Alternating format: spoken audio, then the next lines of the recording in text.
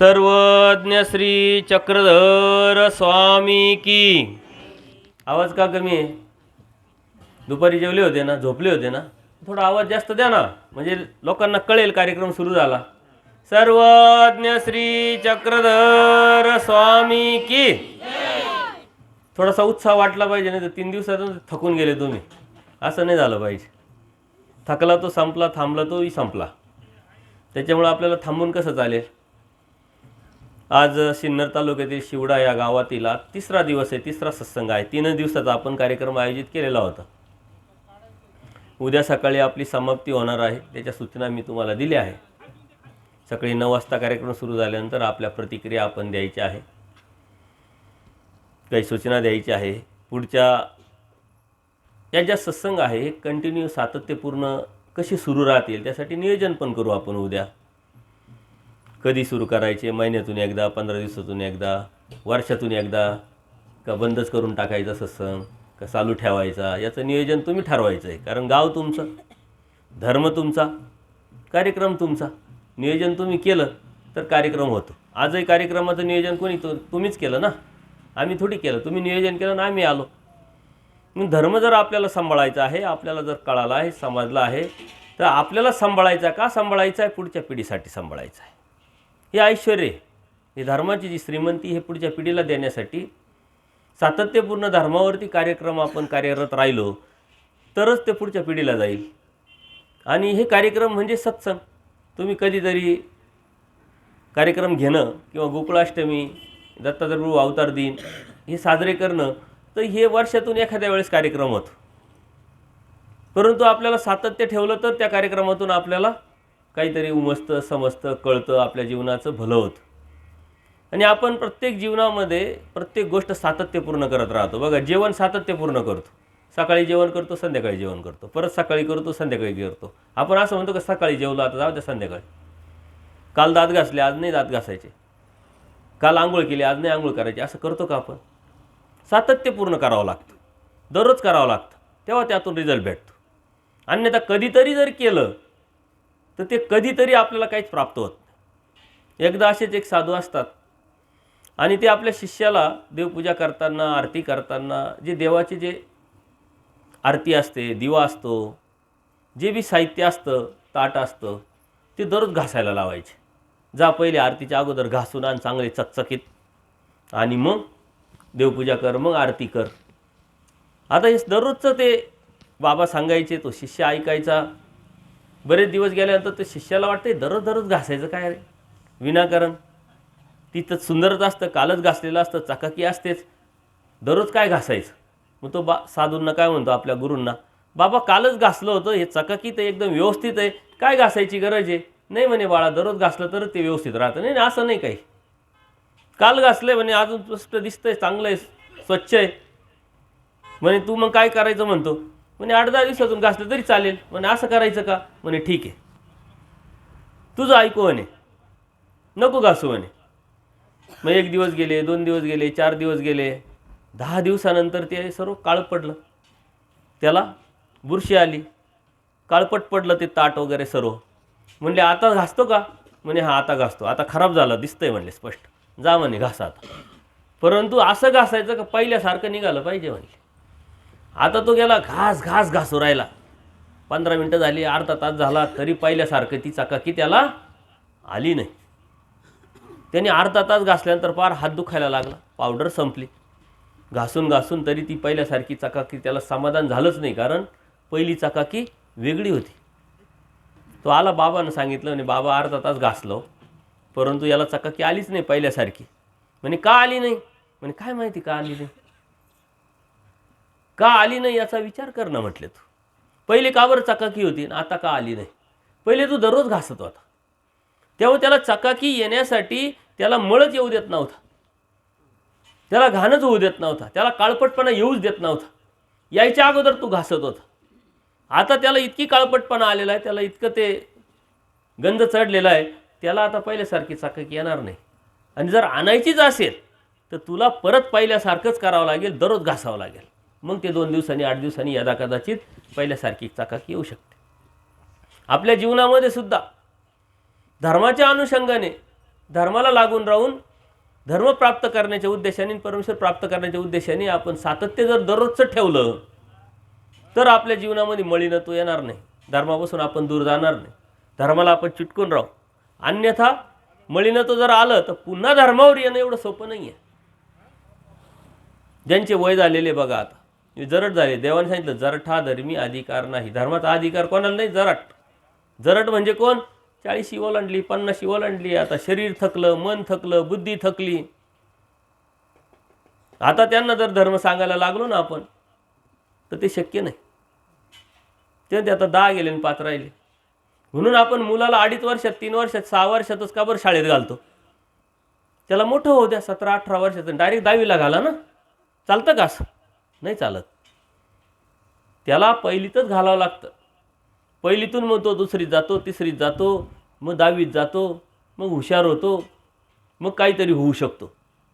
सुरुवात त्याची लहानपणापासून करावं लागते, संस्कार पहिल्यापासून करावं लागतात. तसं आपण आपल्या जीवनामध्ये धर्मसुद्धा जेव्हा भेटलाय तेव्हापासून करायला सुरुवात करावं लागते, थोडा थोडा. त्यासाठी जे कार्यक्रम, त्यासाठी जे सत्संग, त्यासाठीच आपलं चिंतन मनन, दररोजची देवपूजा आपण का करतो? कशासाठी करतो? आपल्या जीवनामध्ये अधर्म, अविधी, मलिनत्व, दोष आला नाही पाहिजे. अन्यथा 4 दिवस 2 दिवस गॅप जरी पडला ना तरी आपल्या जीवनामध्ये मलिनत्व येतं. आपल्याला उत्साह जो आहे तो निघून जातो. दररोज आपण सकाळ संध्याकाळ जेवण करतो, एखाद्या वेळी 2 तास जेवण लेट करा बरं.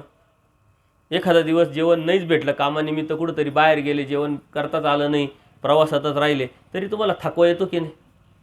आणि महिनाभर तुम्ही सांगता अहो त्या दिवशी जेवणच भेटलं नाही, त्या दिवशी जेवणच भेटलं नाही, त्याच्यानंतर 50 वेळा जेवला तो, काय पाहिजे तेवढं खाल्लं, पण तरी तो विसरला नाही. याचं कारण काय? का त्याला जे जाणवलेलं आहे, थकवा असेल, त्या निमित्ताने जो निरुत्साह असेल, तो त्याला त्याच्या जीवनावरती, त्याच्या बुद्धीवरती परिणाम करून गेलेला आहे. म्हणून प्रत्येक गोष्टीत आपण सातत्य ठेवतो आणि ते सातत्य धर्मातही असलं पाहिजे. आपण पहिल्या दिवशी बघितलं की धर्म काय आहे, धर्म कशासाठी आहे, उपदेश घेणं म्हणजे काय, परमेश्वराने आपल्यासाठी काय केलेलं आहे, आणि ह्या परमेश्वराने आनंद देण्यासाठी आपली निवड केल्यानंतर तत्व काय आहे, धर्म काय आहे, आणि कशा पद्धतीनं तुम्हाला बोध दिल्यानंतर तुम्ही धर्म सांभाळायचा आणि उपदेश घेण्यातून फायदा काय हे आपण बघितलं. मग धर्म म्हणजे आपल्या डोक्यात काय येतो? स्थानवंदन करणे, विडे वाहणे, आरती करणे, उपहार करणे, पंचावतार उपहार करणे, अजून काय तुमच्या डोक्यात काय काय, तुम्ही काय काय केलं, पदयात्रा करणे, अजून काय काय करतात, बऱ्याच गोष्टी करतात तुम्ही. काही लोक व्रतवैकल्य करतात, उपस्थापस्य करतात, मिश्र भक्ती करतात, काय होतं असंही समजतात. पण तो समजून न घेतल्यामुळं धर्म हा जो आहे तो न कळाल्यामुळं आपण धर्म वेगळाच समजलोय. पण धर्म काय आहे हे कालच्या सत्संगात आपण बघितलं. धर्म म्हणजे, धर्माला देणं म्हणजे आपल्यातला बदल, तो परमेश्वराला अपेक्षित आहे. तो बदल आचाराच्या अनुषंगाने, विचाराच्या अनुषंगाने, तत्वसिद्धांताच्या अनुषंगाने आपल्या जीवनामध्ये जे मलिनत्व आलेलं आहे त्याचं शुद्धीकरण करायचं आहे. मनाची शुद्धीकरण, बुद्धीचं शुद्धीकरण, दृष्टीचं शुद्धीकरण, विचाराचं शुद्धीकरण. शुद्धता हाच धर्म आहे, शुद्धता हीच साधना आहे, शुद्धता हीच प्राप्ती आहे. जसजसं तुम्ही शुद्ध होत चाल तो तसं परमेश्वराचं तुमच्यातलं अंतर कमी होत चालेल. परमेश्वर शुद्ध आहे की नाही? त्या परमेश्वरामध्ये किंचितही थोडाही दोष आहे का? जर परमेश्वराला प्राप्त करायचं तर परमेश्वरासारखं व्हावं लागेल ना आपल्याला. मग परमेश्वराला सारखं होणं म्हणजे काय? शुद्धता निर्माण कर. कोणाबरोबर कोणाची दोस्ती नसते बघा. विचार सारखे असले, परिस्थिती सारखी असली, विचार सारखे असून परिस्थिती सारखी असूनही आजूबाजूचं वातावरण सारखं असलं, मग एका शाळेत, एका कॉलेजला, एका कामाच्या ठिकाणी किंवा एका गावातले, एका गल्लीतले, तर वय पण समान असलं पाहिजे. पहिलीतला मुलगा 10वीतल्या मुलाबरोबर दोस्ती नाही होत, 10वीतल्या मुलाचं कॉलेजच्या मुलाबरोबर दोस्ती नाही होत. याचा अर्थ काय? साधत्य पाहिजे, समानता पाहिजे. तसं परमेश्वराला प्राप्त करायचं, त्याच्यासाठी धर्म आहे, त्यासाठीच बोध दिला आहे, त्यासाठी सृष्टी निर्माण केली, त्याच्यासाठीच आपणही धार्मिकता करतोय. तर त्या प्राप्तीच्या अनुषंगाने आपल्याला परमेश्वरासारखं व्हायचं म्हणजे परमेश्वराचं ऐकायचं. आपण दररोज विशेष करतो, देवपूजा करतो, स्थानवंदन करतो, आणि त्या विशेषावरतीच त्या स्थानावरती डोकं टेकवतो. का डोकं टेकवतो? तर अप्रत्यक्षरित्या परमेश्वराला आपण आपलं डोकं दिलेलं असतं का देवा आता तुम्ही सांगावं ना आम्ही करावं, पण आपण देवाचं ऐकत नाही. म्हणून मरणा शरण जातो. मरणाला शरण जाणं म्हणजे दुःखात जाणं, म्हणजे नरकात जाणं. परमेश्वराला प्राप्त करणे, परमेश्वराची भक्ती करणे, परमेश्वराची साधना करणे म्हणजे आपल्यातला बदल आपल्याला करून घ्यायचा आहे. आणि तो बदल कशासाठी करायचा? परमेश्वर प्राप्तीच्या अनुषंगाने. वयाच्या अनुषंगाने वय वाढतच राहणार आहे, वय थांबत नसतं. आजचा दिवस तुम्ही किती थांबवायचा प्रयत्न केला तर थांबत नसतो. निसर्गाचा ह्या गोष्टी, हा जो बदल आहे आपोआप होतोय. तुम्ही जरी नाही बदलले तरी निसर्ग तुम्हाला बदलावणार आहे. विशिष्ट वयामध्ये आल्यानंतर आपण करिअरच्या पाठीमागे धावतो, शाळेच्या पाठीमागं, कॉलेजच्या पाठीमागं, डिग्रीच्या पाठीमागं, नोकरीच्या पाठीमागं, कौटुंबिक जबाबदारी सांभाळण्यासाठी आपण पळपळ पळतोय. आणि किती पळालो ती जबाबदारी एक विशिष्ट वयात आल्यानंतर आपली संपलेली असते. 40 नंतर आपलं इन्कम कमी झालेलं राहतं, आपल्या जबाबदाऱ्या कमी झालेल्या असतात. आणि मग 40 नंतर आपण एखाद्या पांढरपुरीवर जरी गेलो ना तरी त्याचं उत्पन्न आपलं जास्त राहतं. कारण तो जो फ्लो आहे, जो वेळ आहे, जो वय आहे ते निघून गेलेलं असतं. 50 नंतर आपलं सौंदर्य निघून गेलेलं असतं. 60 नंतर आपलं उत्पन्न संपलेलं असतं. 70 नंतर आपल्याला अपेक्षा काहीच नसते. त्यावेळेस आपल्याकडं घर मोठं असतं परंतु आपल्याला जागा किती लागते? कोपरा. घर खूप मोठं आहे, पैसा बँकेत खूप आहे आपल्याकडं, कारण वर्षभर आयुष्यभर कमवलेला आहे. पण आपल्याला फक्त गोळ्या औषधाला लागतं आता 70च्या नंतर. त्याच्या व्यतिरिक्त आपण काही खातच नाही. BP असते, शुगर असते. वयानंतर आपल्याला खात येत नाही, पचत नाही. मग आपल्याला काय लागतं? फक्त गोळ्या औषध लागतं, तेवढेच पैसे लागतं. बाकीच्या पैशाची काही गरज असते का? काहीच गरज नसते. जसजसं वय वाढत चालतं ना तसतसे आपल्या गरजा कमी होतात. जसजसं वय वाढत चालतं तसं आपलं उत्पन्न कमी होतं. जसजसं वय वाढत चालतं ना तसं समाजासुद्धासाठी आपण सुद्धा निरुपयोगी ठरतो. ज्या वयामध्ये सारं घर तुमची वाट पाहायचं, आता त्या घराला तुमचं काही महत्त्व नाही राहिलेलं. का? तो वय होऊन गेलेलं आहे. आता ते त्यांच्या जबाबदारीत अडकलेले. हे चक्र आहे, हे चक्र आहे. ज्या चक्रातून तुम्ही आज जात होते त्या चक्रातून कधीतरी तुमचे वाडवडील जात होते. ज्या चक्रातून वाडवडील गेले, ज्या चक्रातून तुम्ही गेले, त्या चक्रातून आता पुढची पिढी पण जाणार आहे.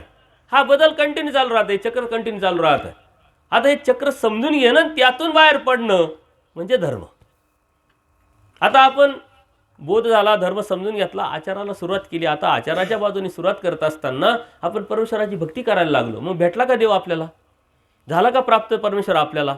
चला बाबा तुम्ही सांगताय, चला आम्ही आता आजपासून गोड बोलू, खोटं बोलणार नाही, भामटेपणा करणार नाही, कोणाला नावं ठेवणार नाही, कोणाला वाईट नजरेने पाहणार नाही, आचार करायला लागलो. आता भेटला का देव? मग धर्म हा त्यागाचा आहे.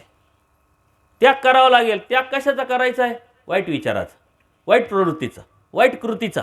आणि हा त्याग करत करत प्रपंच जो आहे निसर्गाचा आपल्याला तो त्याग करायला लावणार आहे, त्याचाही त्याग करावा लागणार आहे. आणि म्हणून देवाने सांगितलंय, मी कोणाचा आहे?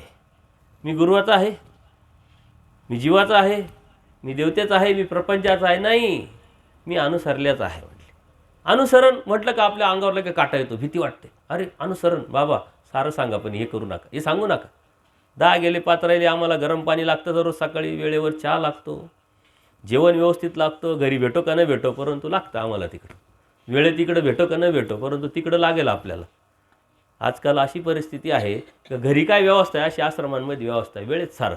कृष्णदास मुनींना विचारा, ते 10 वर्षे फिरले इकडं तिकडं, ते म्हणते याच्यासारखी श्रीमंती कुठंच नाही आहे.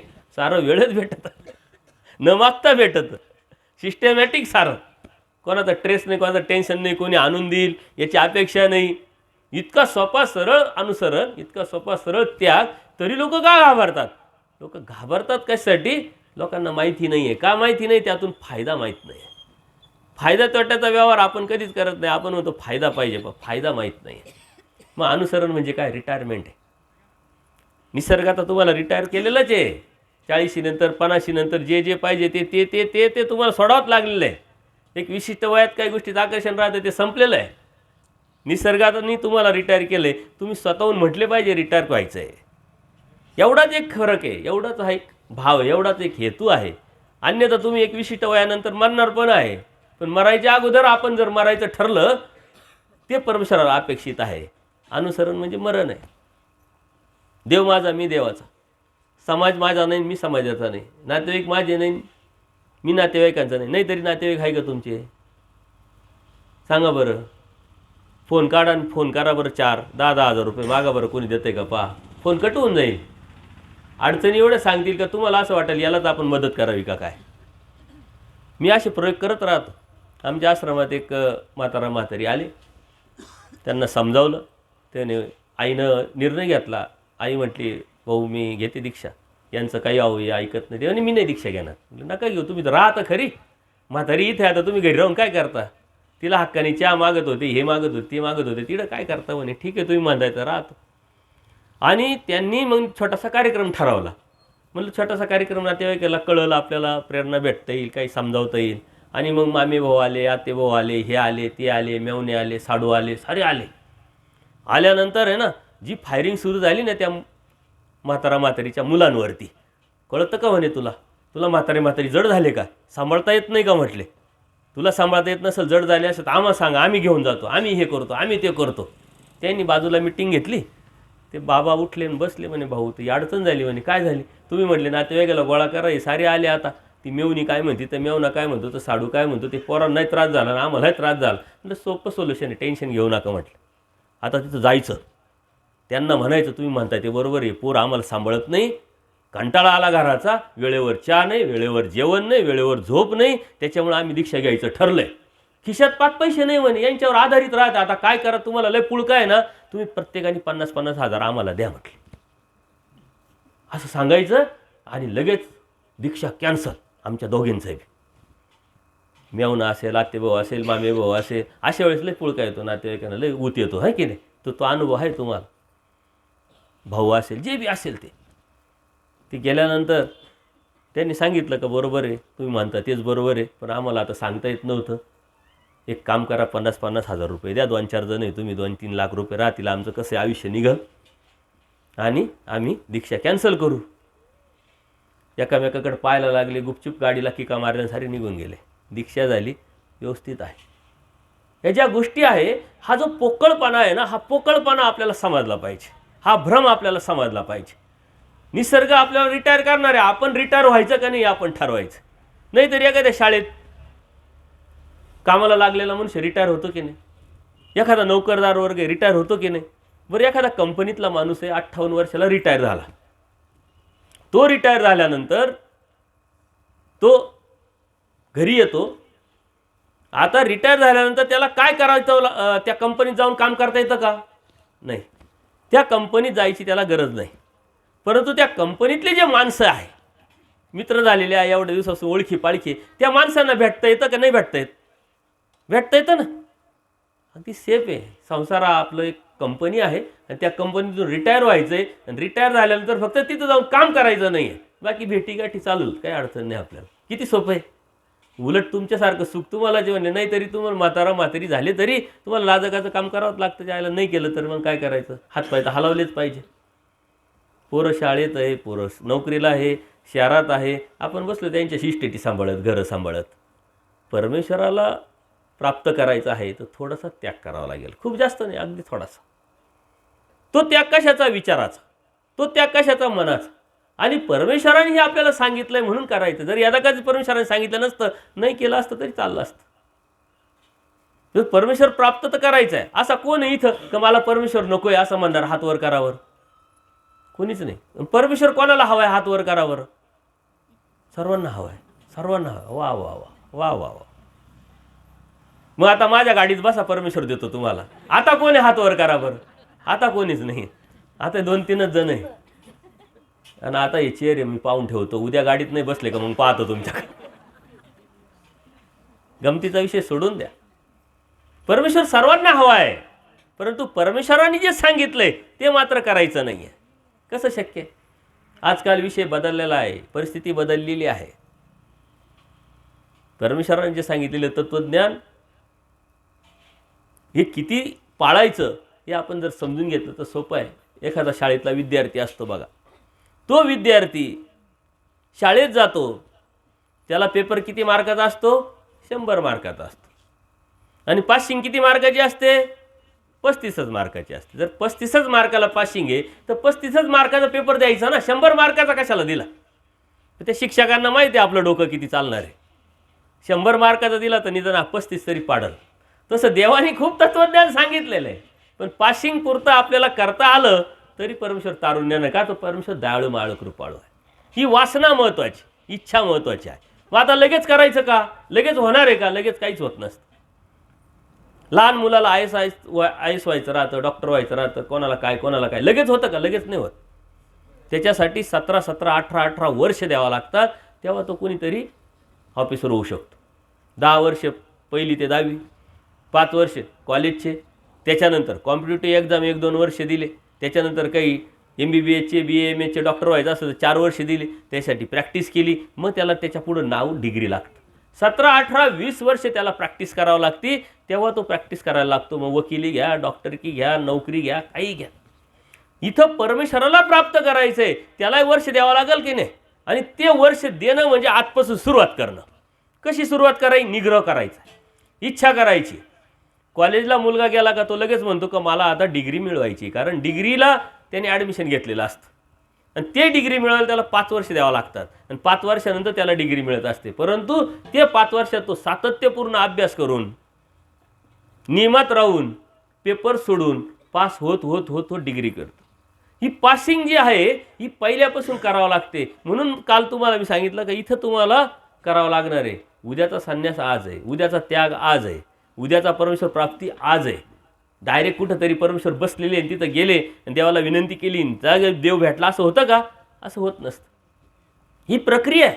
कोणत्या गोष्टीची प्रक्रिया करावं लागते, ती प्रक्रिया आपण आजपासून आपल्या घरापासून सुरुवात करायची असते. जी अभिलाषा आहे आपली, जी आसक्ती आहे आपली, ती काढायची आहे.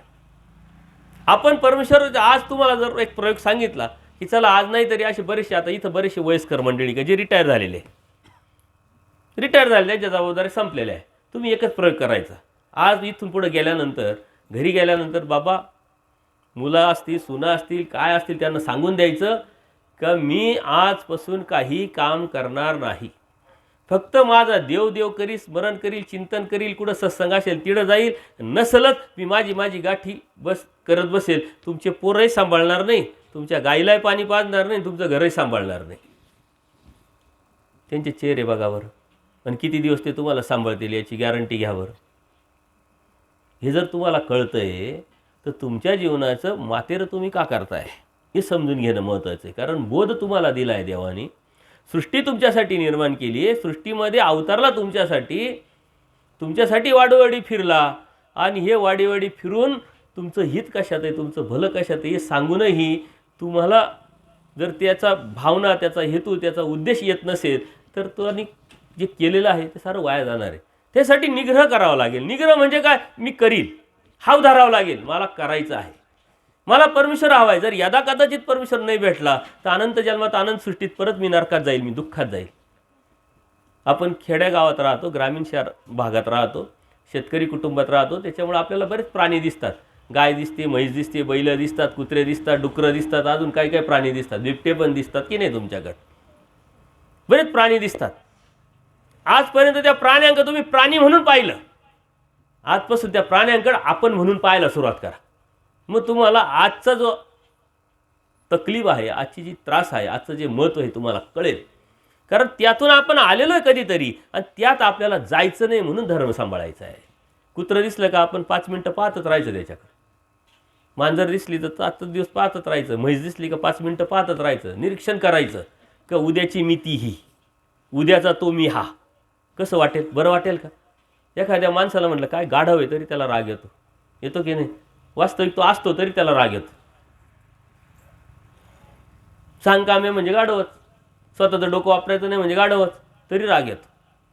या प्राण्यांकडे जेव्हा आपण बघितलं तेव्हा आपल्याला त्यातलं जे दुःख आहे ते जाणवलं पाहिजे, ते लक्षात आलं पाहिजे. आणि त्यात न जाण्यासाठी आपल्याला परमेश्वराने धर्म दिलेला आहे, जाणीव दिली. आणि त्यातून न जाण्यासाठी आपल्याला काय करावं लागेल? निग्रह करावं लागेल. निग्रह म्हणजे काय? मला करायचे, हाव धर. देव म्हणता होईल का नाही होईल, हाव तर धर. करील का नाही, मी करीन असं तर म्हण. मला करायचं आहे, मला परमेश्वर हवा आहे. जे परमेश्वराने सांगितलं ते मी करण्याचा प्रयत्न करणार आहे. आणि त्याची सुरुवात आजपासून माझ्या जीवनात या घरापासून सुरुवात करणार आहे. आसक्ती सोडून द्या. लगेच सुटणार नाही, पण लगेच सोडायचा प्रयत्न तर करा. तुमच्या मुलांचं लहानसं मोठं तुम्ही केलं, त्यांचे लग्न केले, आता त्यांच्या मुलांचे लग्न ते पाहतील, त्यांची जबाबदारी ते घेतील. तुम्हाला कोणी विचारत नाही आहे. वास्तविक सत्य आहे, तुम्ही माना अगर नका मानू, परंतु हे प्रत्येकाच्या घरातलं हे वास्तव सत्य आहे. घरचे काय म्हणतील? तुम्ही देवदेव करता, आम्ही टाळलं आहे का तुम्हाला? तुम्हाला नाही म्हणतोय का आम्ही? जा ना, देवदेव करा, सत्संग करा, पदयात्रेला जा, परंतु परत घरी या, संन्यास घेऊ नका किंवा कपडे बदलू नका. कारण लोक आम्हाला काय म्हणतील? ते तुमच्यावर प्रेम नाही त्यांचं, लोक आम्हाला काय म्हणतील? लोक नावं ठेवतील. तुमचं हित कशात आहे? म्हणून जे मुलं आहे, जे संस्कारक्षम आहे, सुशिक्षित आहे, ते मुलांचं तुम्ही हित पाहतात ना. तुम्ही म्हणता माझ्या मुलाचं भलं झालं पाहिजे, माझ्या मुलीचं भलं झालं पाहिजे. त्यांच्या पायात काटा टोचला तर तुम्हाला दुःख होतं, एवढा विचार तुम्ही करतात. तर मुलांनी असा विचार केला पाहिजे का आमच्या आईवडिलांचं भलं झालं पाहिजे, हित झालं पाहिजे. आपल्या मुलांचं आईबाप आपल्याला होता येतं, आपल्या आईबापांचं आईबाप आपल्याला कधीच होता येत. म्हणून मी सांगत राहतो, तुम्ही सुशिक्षित होण्यापेक्षा, तुम्ही धार्मिक होण्यापेक्षा, तुम्ही ज्ञानी होण्यापेक्षा तुमच्या कुटुंबाला तुम्ही सुशिक्षित बनवा, ज्ञानी बनवा, त्यांना धर्माची समज द्या, जेणेकरून ते तुमचं हित पाहतील, तुमचे हितक्षे होतील, तुमचं शुभचिंतन करतील. परंतु असे बी काही लोक आहे का मुलांना कळतंय, आणि जर ते म्हटले आम्ही जर म्हटलं तर तेव्हा तुम्हाला जड झालं काय, सारं तर आमचंच आहे. म्हणजे इकडूनही प्रॉब्लेम तिकडूनही प्रॉब्लेम. पण संन्यास, दीक्षा, अनुसरण ही भीतीत ऐकणं हे परमेश्वराच्या प्राप्तीचं टाकलेलं एक पाऊल आहे. तुमच्याकडे जबाबदारी आता काहीच राहिलेली नाही. जिथं आहे तिथं परमेश्वर काय म्हणतात, आधीन व्हायचं, म्हणितलं ते करायचं. कुठं करायचं ते तुम्ही ठरवा, कसं करायचं ते तुम्ही ठरवा. आता ज्याचं 70 वय झालं, ज्याचं 60 वय झालं, ज्याला उठता येत नाही, बसता येत नाही, तो काय जंगलात जाणार आहे, भिक्षा मागणार आहे, आचार त्याग करणार आहे? परंतु वासना तर ठेवली पाहिजे की मला देव पाहिजे, मला आता कोणीच नको, हे माझे नाही, मी देवाचे नाही, मी याचा नाही, मी देवाचे. मग त्याग करायचा. त्याग कशाचा करायचा? बघा, एखादी गोष्ट तुम्हाला, एखाद्याला आजार झाला, समजा ब्रेन ट्यूमर झाला, लय मोठा सांगितला आजार मी, अपेंडिस झाला, तुम्हाला लगेच भीती वाटते, अरे ब्रेन ट्यूमर नको नको. अपेंडिस झाला, छोटं काहीतरी, छोटं मोठं असं ऑपरेशनची वेळ आली, काय करावं लागतं? तुम्ही डॉक्टरकडे जाता, डॉक्टर काय करतो? निदान करतो, चेक करतो, BP शुगर चेक करतो. तो म्हणतो हे ऑपरेशन करावं लागेल. म्हणले मग लगेच करा. हो म्हणले, असं थोडी करावं, लगेच करा, त्याची तयारी करावं लागते. म्हटलं आता निदान झालं आहे, तुम्हाला कळलं आहे, मलाही समजलं आहे, हे सारं तयार झालं, आता नियोजन करू, प्लॅनिंग करू. तुम्ही घरी जा, घरून सर्वांना सांगून या, नियोजन करा, एवढा एवढा खर्च येईल, काय येईल, काय असेल, जे बी असेल ते, जे बी आहे ते घर सोडून या. तुम्ही कोणाला आणीत नका बसू, ठीक आहे? कोणीतरी एखादं असलं तर काही हरकत नाही. म्हटलं मग ते एक दिवशी XYZ दिवशी ठरलं, ते डॉक्टरकडे जाता. डॉक्टर काय म्हणतो, तुम्ही आता ऑपरेशन थिएटरमध्ये जायचं. त्याच्या अगोदर काय करायचं, सोनं नाणं काय असेल किरकोळ काढून ठेवा, देऊन टाका. मग तो मुलगा असतो, कोणीतरी बरोबर असतं, तो बी ऑपरेशन थिएटरमध्ये जायला लागले. तो म्हणतो तुम्ही बाहेर राहा, म्हणजे संबंधी आहे बाहेर, सोनं नाणं बाहेर, म्हणजे इस्टेट तुमची बाहेर. आतमध्ये गेल्यानंतर ते काय करतात, ते म्हणतात तुमचे कपडे काढा, आमची निर्जनूक कपडे घाला, कपडेचा बदल आहे की नाही. नंतर ऑपरेशन होतं, ऑपरेशन झाल्यानंतर मग ट्रीटमेंट करून त्याला बरं वाटतं, आणि मग पुढची ट्रीटमेंट. इथं ऑपरेशन करायलाच निघाले परमेश्वर आपल्या अनादि अविद्येचा. आपल्याला लागलेली अनादि अविद्या ही कीड आहे, हा आपल्याला सर्वात मोठा रोग आहे. त्या रोगातून निघायचं तर परमेश्वराला ऑपरेशन करावं लागतं, आणि त्या ऑपरेशनसाठी आपली तयारी लागते. ती तयारी म्हणजे काय, घर सोडावं लागेल, इस्टेट सोडावं लागेल, कपडे टाकावं लागतील, आणि मग परमेश्वर ऑपरेशन करतील. तुम्ही म्हटले करा, आता इथंच आहे आम्ही. डॉक्टरला असा कोणता तुमचा घरचा डॉक्टर आहे एकदम, नाही बाबा दवाखान्यात मला दडपण येतं, BP वाढती, त्रास होतो, तुम्ही घरीच आणि ऑपरेशन करा, होईल का? किंवा कोणतीच तयारी नाही, करा, असं होईल का? असं होत नसतं. दीक्षा म्हणजे इतकी सोपी आणि सरळ प्रक्रिया आहे. जे जे मनात अभिलाषेपोटी आपण स्वीकारलेलं आहे त्याचा त्याग करायचा. दृष्टी बदलायची आहे, नजर बदलायची आहे, मन बदलायचं आहे. ते बदलायचं आहे कुठं लावायचं आहे? परमेश्वराच्या भक्तीमध्ये, मनामध्ये. त्याच्या व्यतिरिक्त कोणीच आलं नाही पाहिजे. अनेक सामायतेत अनंत न सामाय, अनंत सामायतेत अनेक न सामाय. परमेश्वर एकदा हृदयात आला का मग दुसरं काहीच नाही. मग तुम्ही कुठे असले तरी चालतं, काही प्रॉब्लेम नाही. जरी आता कधी एखादं वय असलं, एखादं, आता बरेचसे मी प्रयोग केलेले राहतात, बाबा इच्छा तर आहे परंतु आता वय झालं, उठता येत नाही, बसता येत नाही, ठीक आहे, इथंच प्रायश्चित्त करून घ्यायचं, कपडे बदलायचे, दीक्षा द्यायची, घरीच बसा. पण आता हे घर तुमचं नाही बरं का, हे आता तुमच्या शिष्याचं घर आहे. त्याच्यावर तुमचं नाही म्हटल्यानंतर तुमची दादागिरी चालणार नाही. तुम्ही हक्काने म्हणू शकत नाही मला हे द्या मला ते द्या इकडं दे, ओरडायचं नाही. पोरं रडात आहे दुर्लक्ष करायचं. पाहुणे आपण पाहुणे माणसाला अधिकार राहतो का? मी जर आता तुमच्या घरी आलो, तुमचं काय चाललंय धावपळ वगैरे मी काय करू शकतो? मी फक्त पाहू शकतो. चाललंय आता यांच्या घरात कुठं डोकं लावायचं आपण? आपला काय संबंध? 1 दिवसासाठी आलो, 2 दिवसासाठी आलो. तुम्ही तुमच्या घरात पाहुणं होणं म्हणजे दीक्षा घेणं. सोपं आहे का अवघड आहे सांगा बरं? नाहीतरी असे पाहुणेच आहे तुम्ही, कबूल व्हा का नका हो. असेही पाहुणेच आहे आणि घर सांभाळायसाठी तुम्हाला ठेवलेलं आहे आणि ते घर तुमचं नाही आहे, वारसदारांचं झालं आहे. कायद्याने काय झालं? वारसदारांचं झालं. तुम्ही घरी जा आणि ठरवा का तुम्हाला जर तुमचं घर सांभाळत नाही, तुम्ही जर शहरात आहे गरज नाही, हे घर विकून टाकतो, ही जमीन विकून टाकतो आणि सारी पैसे एवढी मी बँकेत टाकितो आणि मी मस्त राहतो. तुमचे पोरं तुम्हाला घरात ठेवतील का? येड बीड लागलं का म्हटले? तुम्हाला काही सत्संगाला त्या मला शिवाय देतील तुमच्यापेक्षा जास्त. अशी बाबा सत्संग घ्यायला आले होते का इंजेक्शन टोचायला आले होते? हे काय प्रयोग करून राहिले म्हटले? याचा अर्थ काय की ज्याच्यावर तुम्ही अधिकार दाखवताय, ज्याच्यासाठी तुमचं आयुष्य चालवलंय, तुमच्या आयुष्य घालवताय, ते तुमचं नाही. या भ्रमातून पहिले बाहेर पडणं म्हणजेच परमेश्वराचं होणं. त्यासाठी निग्रह करावा लागतो, इच्छा ठेवावी लागते आणि त्याची सुरुवात काय होते? संकल्पापासून. माझ्या अनुसार आता एखाद्याला वाटतं की मला देव पाहिजे आणि लगेच इच्छा पण आहे, पण अडथळे भरपूर लावलेले असतात. जसं धर्म जोडलेला असतो ना, तसं धर्माचे अडथळे पण आपण जोडले. काल मी सांगितलं, एखादा कोणीतरी उपदेश घ्यायला निघाला, लगेच कोणीतरी शेजाऱ्याची त्यांनी फांदी मारलं म्हणजे त्यांनी तो अडथळा जोडलेला असतो. भविष्यात त्याला तो अडचणीचा ठरतो. तसं आपणही आपल्या जीवनामध्ये कळत नकळत खूप अडथळे जोडलेले राहतात आणि ते अडथळे अशा वेळेस ॲक्टिव्ह होऊन जातात. पहिलीतल्या विद्यार्थ्याला पहिलीतल्या अडचणी, 10वीतल्या विद्यार्थ्याला 10वीच्या अडचणी. उद्याच्या अडचणी आज आपल्याला माहीत नाही, उद्याचा पेपर माहीत नाही, उद्याचा अभ्यासक्रम माहीत नाही. ज्या ठिकाणी त्यावेळेस ज्या परिस्थितीत जाऊ त्या अडचणी उभ्या ठाकत असतात. जेव्हा तुम्ही हे करायला निघाल तेव्हा अडथळे येतील. देवाला प्रार्थना करायची का अडथळे दूर करा. तुझं झाल्याशिवाय मला तू भेटणार नाही आणि त्याच्याशिवाय याच्यावर तिचा फेरा चुकणार नाही याची मला आज जाणीव झालेली आहे. या जाणीवेतूनच मी त्यासाठी एक पाऊल टाकायचा प्रयत्न करतोय. त्याला मला सहाय्य करा आणि मग प्लॅनिंग करायचं, नियोजन करायचं आहे. तुम्ही कौटुंबिक जीवनाला सुरुवात केल्यानंतर किती प्लॅनिंग केलं आहे बघा. कोणाला 2 मुलं असतात, कोणाला 3 मुलं असतात, कोणाला 2 मुली असतात. सुरुवातीपासूनच प्लॅनिंग. 3 मुलं असेल तर मग तिघांना घरं, तिघांना शेती, तिघांच्या पोरांचं हे, मुलींचं लग्नाचं भलं सारं प्रपंचासाठी किती प्लॅनिंग केलं आहे. तुम्ही तुमच्यासाठी काही प्लॅनिंग केलं आहे का? म्हणून मी सांगत राहतो, दीक्षा ही मॅनेजमेंट आहे, हे नियोजन आहे, हे प्लॅनिंग आहे. जो प्लॅनिंग करल आपल्या हिताचं, आपल्या भल्याचं, परमेश्वराच्या प्राप्तीचं, त्याला परमेश्वर सहाय्य करतात. आणि ती प्लॅनिंग आजपासून सुरुवात करायची. ती संकल्पापासून सुरुवात होते, निग्रहापासून सुरुवात होते, हाव धरण्यापासून सुरुवात होते. मला करायचं आहे, मी करणार आहे. अडचणी सांगा, मी आयडिया द्यायला तयार आहे. किती आयडिया दिली आत्ता इतक्यातच बघा. आणि त्या घरी जाऊन प्रयोग करा बघा. त्या आयडियाचे तुम्हाला 2 दिवसात 4 दिवसात रिझल्ट भेटते. आजपर्यंत तुम्ही खूप काम करत होते ना, हाताची घडीन तोंडावर बोट, कामच नाही करायचं. सर ती म्हातारीला काय झालं, या म्हाताऱ्याला काय झालं.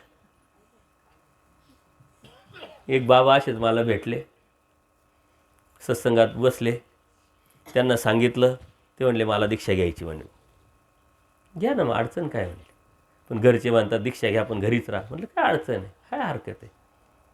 त्यांचं प्रेम आहे म्हटलं तुमच्यावर, काळजी वाटते. या वयात तुम्ही जाणार कुठं.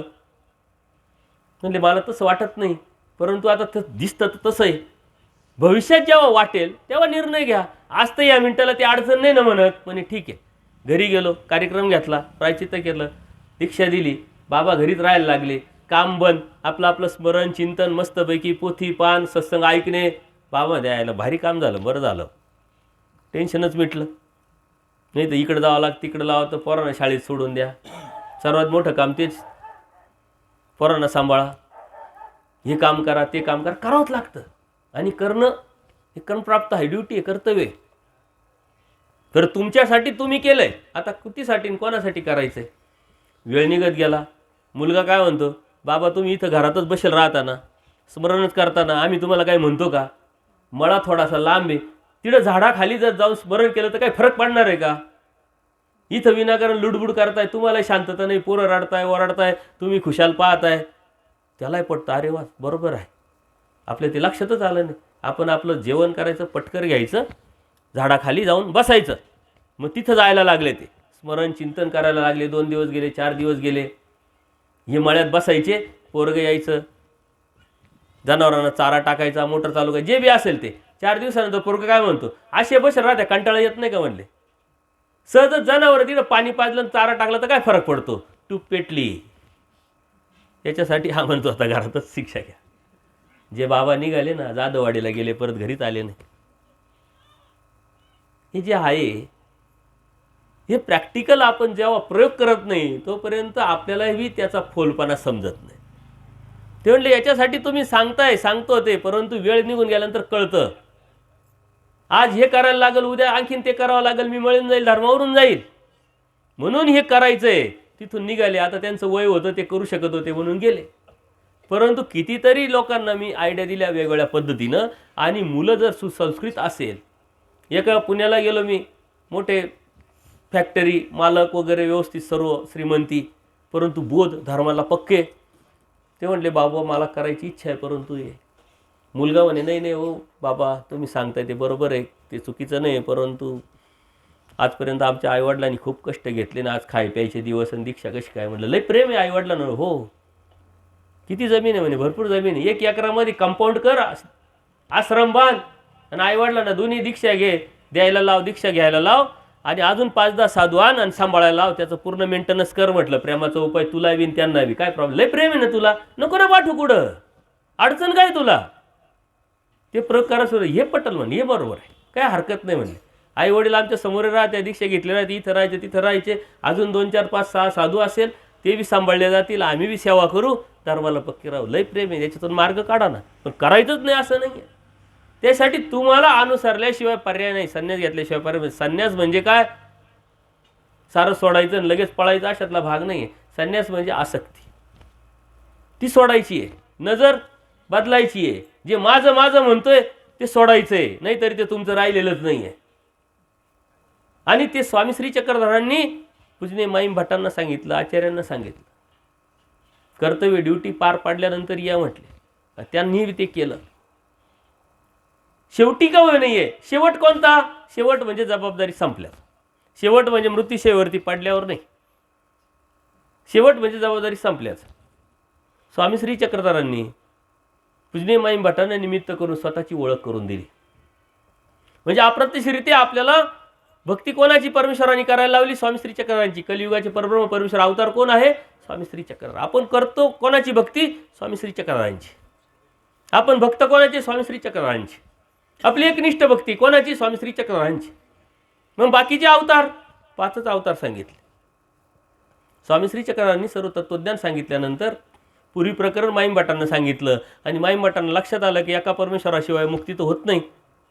आणि मग परमेश्वर कोण, आणि मग त्यांनी 5 अवतार सांगितले, स्वतःपर्यंत आणलं, माझ्यापर्यंत, स्वामी श्री चक्रधरांपर्यंत आणलंय त्यांनी.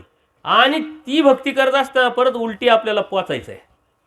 स्वामी श्री चक्रधरांनी तत्वज्ञान सांगितलंय, आचार विचार प्रणाली सांगितली, त्याग करायला लावलेलं आहे. आणि त्याग करून मग काय करायला लावलंय, मग गोविंदप्रभू बाबा VDPC मूर्त आहे का, काही विधेय अवस्था, काहीच माझं नाही आणि सारं माझं होतं का त्यांचं. राऊळ माय राऊळ बाप, सर्वांना देव आपले वाटत होते की नाही, आणि सर्व त्यांना आपले वाटत होते. कोणी ह्या जातीचा, या धर्माचा, ह्या पंथाचा, असं होतं का काही गोविंदप्रभू बाबांच्या ठिकाणी. पण स्वामी श्री चक्रधरांची भक्ती करत असताना अशी अवस्था आपल्याला निर्माण करायची, विधेय अवस्था.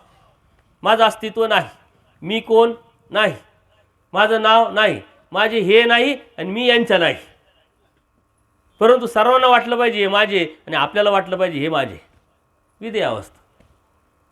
त्याच्यानंतरची पुढची प्रक्रिया काय आहे, चक्रपाणी प्रभू महाराज. चक्रपाणी प्रभू महाराज आवर्दृश्य अवतार. जे बी आपल्याला करायचंय ते अलीकडचं मिळवण्यासाठी करायचं नाही, ती अवस्था निर्माण करायची, विचाराची अवस्था निर्माण करायची. आवर्दृश्य अवतार म्हणजे काय, अलीकडचा. चैतन्य देवतेपासून कर्मभूमी देवतेच्या फळामधलं सुखफळ, प्रापंचिक फळ, दृष्टफळ फळ, अभिलाषेपर, प्रापंचिक सुखाच्या अनुषंगाने काही अभिलाषा न करणे, म्हणजे चक्रपाणी प्रभू बाबांच्या अवस्थेत जायचं आहे. त्याच्यानंतर दत्तात्रय प्रभू अमोघ दर्शन. कोणाला आपलं वाटलंच नाही पाहिजे. दत्तात्रय कोणाला भेटतात का? अमोघ दर्शन आहे, पण भेटले तर प्राप्तीला गेले. पण भेटणं एवढं सोपं नाही. अमोघ दर्शन जे पूजनीय माईम भटांना अमोघ वाटले ते आपल्याला अमोघ वाटणारच. पूजनीय माईम भटांची ना आपली ताकद, विचाराची, आचाराची, तत्वाची, त्यागाची जमीन आसमानचा फरक आहे. जे त्यांनी मान्य केलं ते आपल्याला मान्य करावंच लागेल. अमोघ दर्शन म्हणजे कुठं आपण आता कार्यक्रमात जात नाही, लग्नात जात नाही, दाव्याला जात नाही, नातेवाईकांच्या कुठं दिसत नाही, म्हणजे अमोघ दर्शन आपण आता कोणाला दिसत नाही. या अवस्थेत आपल्याला जायचं आहे. आपण कोणाला दिसलो नाही पाहिजे आणि कोणाला वाटलंच आपल्याविषयी प्रेम तर ते आपल्याला भेटायला आले पाहिजे, अन्यथा आपण कोणालाच भेटायला जायचं नाही. नाहीतर आपल्याला एवढी अभिलाषा राहते, पार वय झालंय तरी आपण नाही जावंच लागेल, लग्नाला जावंच लागेल, मौतीला जावंच लागेल, दशक्रियाला जावंच लागेल. याचा त्याग म्हणजे संन्यास, याचा त्याग म्हणजे अनुसरण. आमच्या मुलांचं काही लग्न करायचे नाही, मुलींचे काही लग्न करायचे नाही. बाबा तुम्हाला समाजात फिरायचं का? तर तुमच्या मुलींचे लग्न करायचे, तुम्हीच लग्न करा, तुम्हीच एंगेजमेंटला जा, तुम्हीच मौतीला जा, तुम्हीच दाव्याला जा, आम्ही कुठं जाणार नाही. ही बुद्धी विचार निर्माण करणं आणि कुठे न जाण्याची आसक्ती सोडून देणं सोपं आहे का अवघड आहे?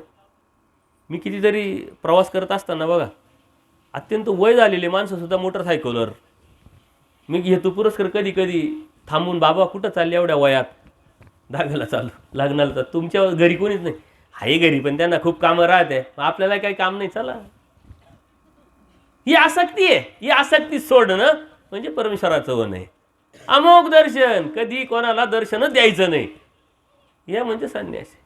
आणि ते जर केलं तर मग सर्वात श्रीमंत तुम्ही व्हाल. कोण? श्रीकृष्ण महाराजांची अवस्था. श्रीमंत, द्वारकाधीश, शक्तियुक्त आहे की नाही? मग परमेश्वर भेटेल तुम्हाला. अवघड आहे का? का सोपं आहे? फक्त ती अवस्था आहे. तुम्ही जिथं बसले तिथं अवस्था निर्माण करायची. विधी अवस्था गोविंदप्रभू बाबांची भक्ती करत असताना आम्हाला काहीच कळत नाही, आम्हाला काही समजत नाही, आम्ही कोणाला सल्ले देणार नाही आणि काय चाललंय त्याचा परिणाम आम्ही आमच्यावर करून घेणार नाही. आज तुम्ही घरात जरी बसले, पोरगं रडायला लागलं तरी सुनेला, ए तुला कळत नाही का ते रडतंय केव्हाचं? मग लय रडतंय तर तू उचल, सांभाळ त्याला. कायला त्या सुनेला त्रास देते? गपची बसल्या बसल्या गाठी कर, ते दिलं सोडून, इकडं हे कर, तिकडं ते कर, असंच कर, तसंच कर. त्या जनावराला पाणीच पाजलं नाही, याची पत्रिकाच आली, लग्नाला गेला का नाही. सर्वात जास्त आपला त्रास आपल्या पुढील कुटुंबाला राहतो. आपण वेडं होऊन जायचं. आपल्याला काही दिसत नाही, काही ऐकायला येत नाही, काही समजत नाही आणि आम्हाला काही आता घेणं देणं नाही. 2 वेळचं आपलं आपलं स्मरण चिंतन, बाकी काही करायचं नाही. एक बाबा आले माझ्याकडं, वय भरपूर झालेलं होतं, व्हिडिओ ऐकायचे. मुलांना तर वेळच नाही. पुतण्याला पटवलं त्यांनी, बाबा तुला डिझेलला पैसे देतो, पण तू मला बाबांपर्यंत घेऊन चाल दरीला, एकदा भेटायचं आहे. आले व एकदा फोन करून, मला तर इच्छा आहे म्हणे बाबा, पण अडचणी खूप आहे. काय अडचणी? अडचणच नाही म्हणे, मला उठता येत नाही, बसता येत नाही, कुठं जाता येत नाही.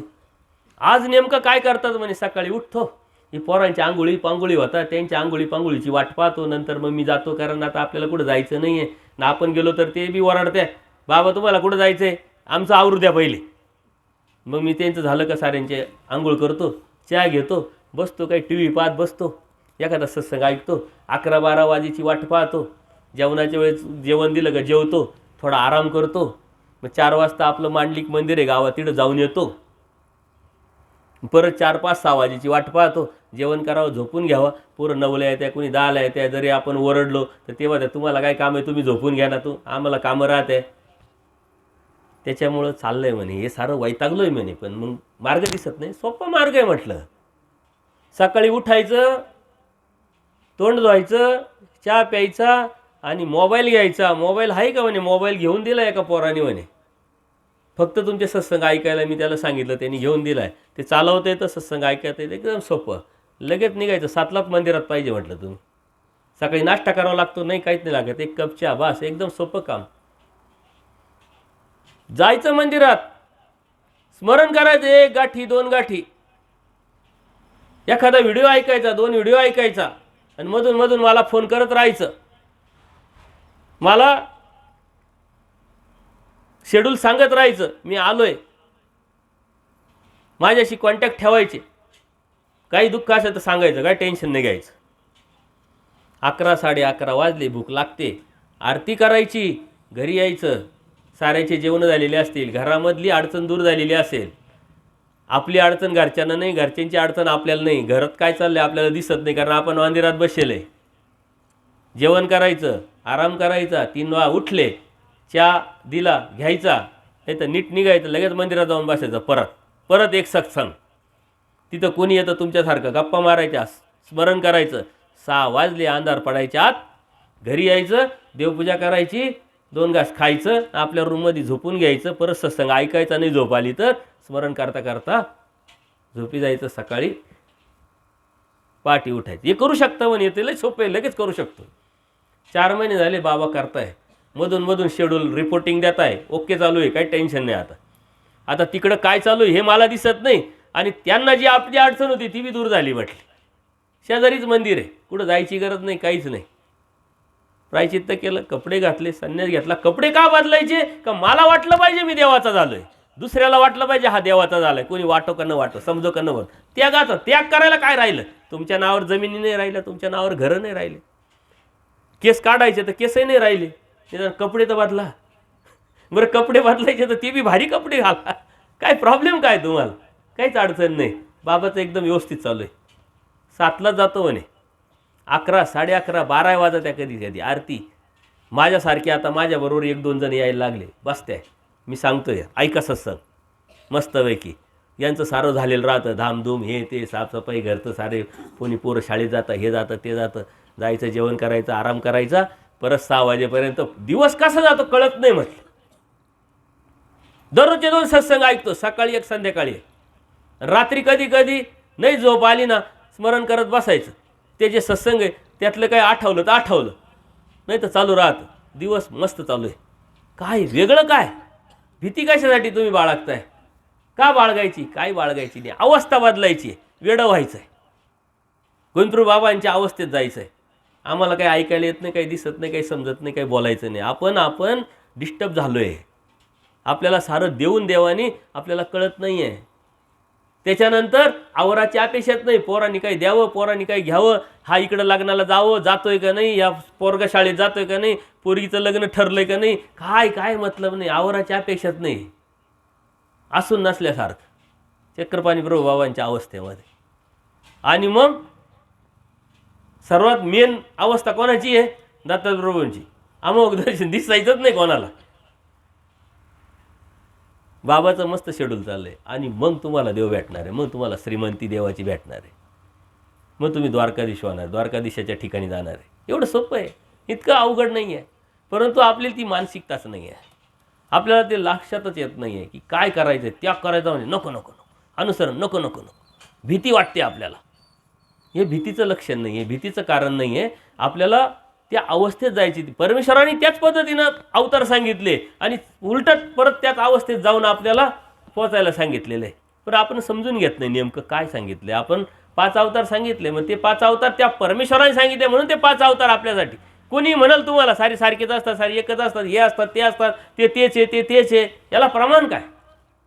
स्वामी श्री चक्रधरांनी अवतार घेऊन मी कसा श्रीकृष्ण महाराज हे सांगितलंय.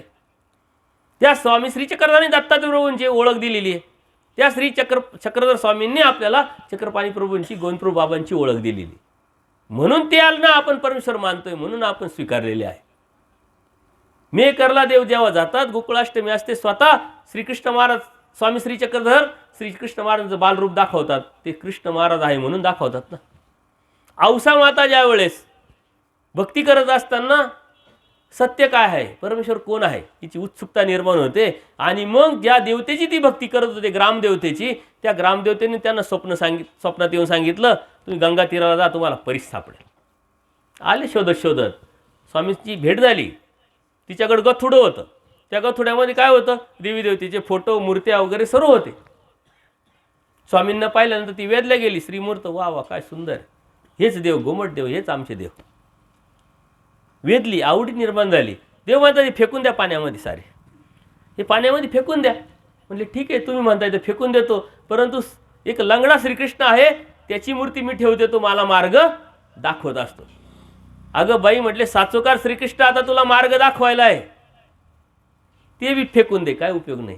स्वामी श्री चक्रधर स्वामी काय सांगतात, मी श्रीकृष्ण महाराज आहे तुला मार्ग दाखवणारा. आपण स्वामी श्री चक्रधरांना कृष्ण महाराज, आपण पंचकृष्ण का म्हणतो? त्यांनी दाखवले, प्रमाण दाखवले. तुम्ही जाळीच्या देवाला जाता, सावळेद्वारला जाता, तिथं ती यल्लाईसा नावाची भक्त असते. देव तेव्हा चांगदेव हरतळावरून कुठं चालले, सावळेद्वारला. बाईसांचा भाचा आहे तिथं. बाईसांनी निरोप दिला का देव आणि आम्ही बरोबर येतोय, तयारी करा. ते दर्शनीय आवडी, त्यांनी सारं गाव सजवलंय, रांगोळ्या काढल्या त्यावेळेसच्या पद्धतीनं, गुड्या उभारल्या देवाच्या स्वागतासाठी, घोडा सजवलाय आणि देवाची वाट पाहत आहे. शिवेवरती जाऊन उभे राहिले, देव आले, देवाला घोड्यावर बसवलंय. यल्लाईसा नावाची स्थूल थोडी भक्त चालून चालून थकली. देव म्हणता बसा, तुम्ही पण बसा घोड्यावर. लज्जरूप धर्म असतो स्त्रियांमध्ये. ते म्हटले आता देवानी सांगितलंय बसावं कसं, आणि देवानी सांगितलंय तर नाकारावं तरी कसं. मग तिनं काय आयडिया केली बघा, कुशळता असते बुद्धीमध्ये. तिनं घोड्यावर हात ठेवला असा, म्हणजे देवा बसल्यासारखं नाही का केलं. आपण एखाद्या पाहुण्याच्या ठिकाणी गेलो, चहा घ्या नाही म्हणणार, आता घेतल्यासारखंच आत्ताच घेतला म्हणतो की नाही आपण, काय हरकत नाही म्हणून. देव म्हणतात तुम्ही केलं उद्धव देवासारखं. तिथं आल्यानंतर सर्व पूजा अर्चा होते. बाईसांनी ते ऐकलेलं असतं. बाईसा म्हणते देवा तुम्ही मगाशी उद्धव देवासारखं केलं असं म्हटले, काय आहे, कोणती लीळा आहे, उद्धव देवाची का तुम्हाला आठवण आली? मग देव सांगतात द्वापरयुगाची लीळा श्रीकृष्ण महाराजांच्या रूपातली. ते म्हणतात की कुजबा नावाची जी भक्त होती ती काही बोधवंत नव्हती. तिनं आम्हाला एकदा बोलवलं आणि आमच्यावर उद्धव देवाला बोलवलं घरी. तिनं 2 आसनं केले सारखे, एक उद्धव देवासाठी आणि एक माझ्यासाठी. आता माझ्यासाठी केलं म्हणून मी जाऊन बसलो. हे कोण सांगतंय? स्वामी श्रीचक्र सांगताय, श्रीकृष्ण महाराजांच्या रूपातली लीळा. आम्ही बसलो म्हटले आणि आम्ही उद्धव देवाला म्हटलं बसा तुम्ही पण. तर उद्धव देवाला वाटलं कसं बसावं, आणि मग त्यांनी बी असंच केलं म्हटले. त्या आसनावर हात ठेवला आणि माझ्या श्रीचरणाजवळ येऊन बसले. म्हटले देवा बसल्यासारखं नाही केलं का? हे कोण सांगतंय? स्वामी श्रीचक्र सांगताय श्रीकृष्ण महाराजांच्या संदर्भातल्या लीळा. अशा अनेक लीळा आहे. सारंग पंडित सांगताय स्वामी श्रीचक्र चालले, गाई पाठीमागं चालले आहे. ते काय सारंग पंडित म्हणतात, अहो द्वापरयुगामध्ये तुम्हाला आवडी निर्माण झाली होती, गोडी निर्माण झाली होती, तिथं पोट भरलं नाही म्हणून आता इथं बी तुम्ही वेधल्या गेले का स्वामींकड? देव म्हणता का हो पंडितो, काय पांडित्य मिरवताय? म्हटले मग हे खरं नाही का? म्हटले हे खरं आहे. कोण सांगतंय? स्वामी श्रीचक्र सांगताय. आपण कोणाला काही म्हणत नाही, बाप दाखवण्याचं श्राद्ध कर आपण म्हणतो ना, असं नाही बाबा, प्रमाण दे, बाप दाखवण्याचं श्राद्ध कर, असं बोलता बोलता व्यावहारिक जगामध्ये आपण बोलतो.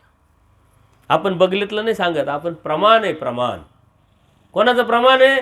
श्रीमुखीचं प्रमाण आहे, स्वामी श्रीचक्रांच्या अवताराचं प्रमाण आहे. लीळाचरित्र मराठीतला आद्य ग्रंथ आहे. अशी कोणती देवता आहे, असे कोणते, ज्याला जे तुम्ही कोणी समजत असेल, कोणी आणखीन कोणी समजत असेल, त्यांनी अवतार घेतलाय, तत्वज्ञान सांगितलंय, मला शरण आहे, निसंशय मी तुला जन्मच्या फेऱ्यातून काढील, असं कोण आहे? असं दाखवा, आम्ही हे कपडे टाकून त्याची भक्ती करू चला. कारण आपल्याला पाहिजे कोण? परमेश्वर. याच्यापेक्षा जर असेल कोणी की जे आजपर्यंत आम्हाला समजलं नाही, ते जर कोणी दाखवणार असेल तर तो आमचा गुरु, आजपासून गुरु. पण असं नाही आहे कोणी, असं फक्त एकच आहे श्रीकृष्ण महाराज. भगवद्गीतेत निसंशय म्हटलं, मला शरण आलं तर निसंशय तुला जन्मच्या फेऱ्यातून काढील, मी प्रॉमिस करतो, वचन करतो, असे सांगणारे परमेश्वर एकच. सांगणारे दुसरे परमेश्वर दत्तात्रय प्रभू, चक्रपाणी प्रभू, गोविंद प्रभू बाबा आणि स्वामी श्रीचक्र. येत शरण आली काही मरण असेल, म्हणजे मला शरण या, तुम्हाला मृत्यूला मी शरण जाऊ देणार नाही. तुम्ही मृत्यू नाही म्हणजे जन्म नाही, जन्म नाही म्हणजे नरक नाही, कर्म नाही. ज्या परमेश्वराने आपल्याला तत्वज्ञान सांगितले त्या परमेश्वराला आपल्याला परमेश्वर म्हणायचं आहे. कोणालाही परमेश्वर म्हणायचं चालत नाही. तुम्हाला कन्फ्युजन करणारे भरपूर वाटतं, नाही हो ते सारखेचे एकचे, हेच तिकडे गेले, ते तिकडे गेले, हे इकडे गेले. त्याला प्रमाण सांगा, कोणता ग्रंथ, कोणता लीळा, कोणत्या युगात अवतार घेतला, कोणत्या भक्ताला तत्वज्ञान सांगितलं, मला शरण आहे, मी तुला मुक्तीला नेलं, असं दाखवा. आम्ही लगेच तुमचे होतो. आपल्याला काय देव पाहिजे, आपल्याला काय मुक्ती पाहिजे. कुठं भेटेल, कधी भेटेल, कशी भेटेल हे महत्त्वाचं आहे आपल्याला. कोण सांगते याला महत्त्व नाही, पण प्रमाण महत्त्वाचं आहे. आपण प्रमाण देतो, भगवद्गीतेचं प्रमाण देतो, लीळाचरित्र मराठीतला आद्य ग्रंथाचं प्रमाण देतो. म्हणून आपली भक्ती कोणाची आहे? स्वामी श्रीचक्रांची. म्हणून ती एकनिष्ठ भक्ती आहे. म्हणून परमेश्वराची भक्ती. व परमेश्वर श्रीकृष्ण महाराज, स्वामी श्रीचक्र, हे का परमेश्वर आहे? का बरं यांना परमेश्वर म्हणायचं? का बरं परमेश्वर समजायचं? अहो, त्यांनी स्वतः सांगितलं आम्ही परमेश्वर आहे म्हणून म्हणायचं आहे. एखाद्या व्यक्तीला आपण XYZ नाव आहे त्याचं, आणि त्या नावाच्या ऐवजी दुसऱ्या नावाने आवाज दिला, तो काय म्हणेल? अहो, मी तो नाही, मी हा आहे म्हणाल की नाही? तो स्वतःची ओळख देतो की नाही? तसं परमेश्वराने स्वतःची ओळख दिलेली आहे. अर्जुन देवाला निमित्त करून सांगितलंय का मी कोण आहे? दत्तात्रयाने सांगितलं मी कोण आहे? आळक राजाच्या निमित्ताने चक्रपाणी प्रभू महाराजांनी सांगितलं मी कोण आहे. गोविंदप्रभू बाबांनी सांगितलं मी कोण आहे, न बोलताही सांगितलंय. आणि जरी हे चौघांनी नाही सांगितलं ना, आपल्याला नाही कळालं, तिथपर्यंत नाही आपण गेलो, तर स्वामी श्रीचक्रांनी आपल्याला सांगितलं की हे परमेश्वर आहे. म्हणून परमेश्वराची भक्ती आपण करतोय. कोणीतरी सांगितलंय, बगलीतलं काढलंय, आम्ही तुम्हाला भुलवलंय, तुमच्याकडून काय अपेक्षा आहे म्हणून आम्ही काहीतरी तुम्हाला सांगतोय आणि तुम्ही करताय, अशातला भाग नाही आहे. इथं जे आहे ते अस्सल आहे, इथं जे आहे ते खणखणीत आहे. म्हणून परमेश्वराची भक्ती भेटणं आयऱ्या गायऱ्याचं काम नाही, कोणाचंही काम नाही. म्हटले तुम्हाला भेटले, तुम्ही भाग्यवान आहे, लाभातला लाभ, महालाभ तुम्हाला भेटणार. इथं कुणी येऊन सांगितलेलं नाही का मी असा XYZ, ओळखच नाही दिलेली. त्याचे कारण वेगळे. परमेश्वर म्हणतात या सृष्टीचा चालन करताच मी आहे, अनंत ब्रह्मांडाचा नायक मी आहे. म्हणून जो ज्या उद्देशाने, ज्या अपेक्षेने, ज्या स्वार्थाने, ज्या अभिलाषेने आलेला आहे, त्याची सर्वाची विषय व्यवस्था मीच करतो.